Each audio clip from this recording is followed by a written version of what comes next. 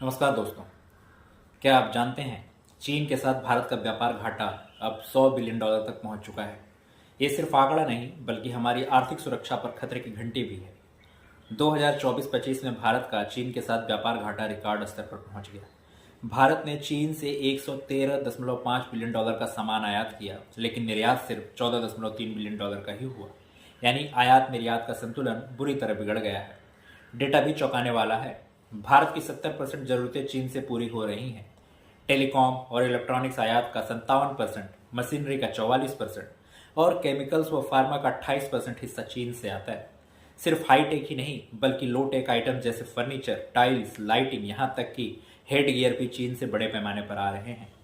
भारत का हिस्सा द्विपक्षीय व्यापार में 2 दशक पहले 42% का था, जो अब गिरकर 11% का रह गया है। सरकार अब इस निर्यात को निर्भरता को कम करने के लिए कदम उठा रही है।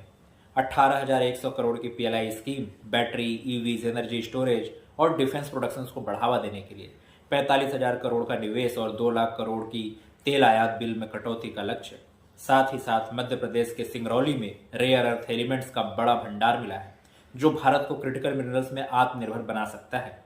भारत को अब दोहरी नीति अपनानी होगी, जैसे कि रिवर्स इंजीनियरिंग के जरिए आईआईटीज और सीएसआर लैब्स में चीन से आयातित उत्पादों की ब्लूप्रिंट तैयार करना, डीप टेक मैन्युफैक्चरिंग में निवेश और जापान, ताइवान व यूरोपियन यूनियन के साथ साझेदारी मजबूत करना।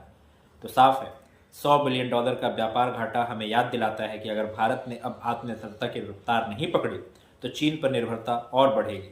तो सीधी बात यह है, ये सिर्फ आयात निर्यात का खेल नहीं बल्कि भारत की आर्थिक सुरक्षा और रणनीतिक स्वतंत्रता का सवाल है। Thank you.